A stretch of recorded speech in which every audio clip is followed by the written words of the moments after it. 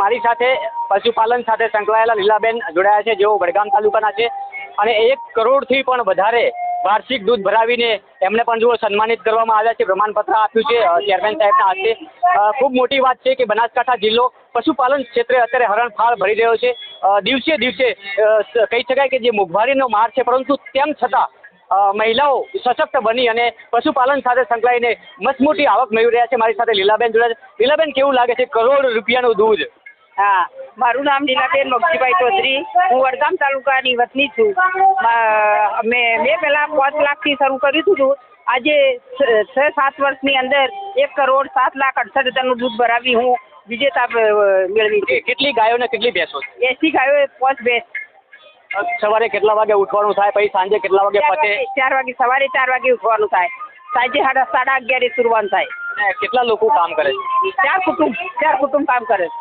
સૌથી વધારે તો તમે જાતે જ કરતા? જાતે મેનેજમેન્ટ જાતે કરીએ। મેનેજમેન્ટ તમે કરો? જાતે। દર મહિને કેટલું દૂધ થતું? દર મહિને થતું 11-12 લાખનું। રોજના કેટલા લીટર? રોજના તો મેં આમ તો તાલુકામાં જિલ્લામાં પહેલા નંબરનું 3,17,000નું દૂધ આપ્યું। 10,000 લીટર દૂધ આપ્યું। 3,17,000 લીટર દૂધ આપ્યું જિલ્લામાં પહેલા પર્સન નંબર દૂધમાં એરવેસ્ટ નંબર મારો જિલ્લામાં।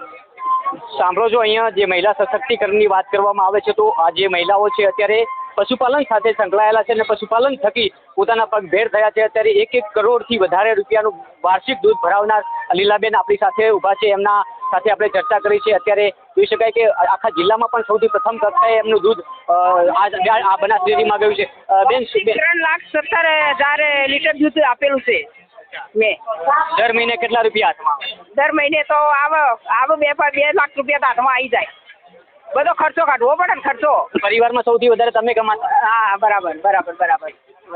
આ છે મહિલાઓ, જોઈ શકાય છે બનાસકાંઠાની મહિલાઓ પશુપાલન સાથે સંકળાઈને પોતાનું સશક્તિકરણ બતાવી રહી છે અને ખરેખર મહિલા સશક્તિકરણની જે વાતો થઈ રહી છે એ અહીંયા સાર્થક પૂરવા થાય છે। બનાસ ડેરીના માધ્યમથી આ જે પૈસા મેળવી રહી છે અને પશુપાલન સાથે સંકળાઈને પોતાના પગભેર મહિલાઓ ઊભી થઈ રહી છે, જે બનાસકાંઠાની બનાસ ડેરી તેમને સંપૂર્ણપણે સહકાર આપી રહી છે। નમસ્કાર।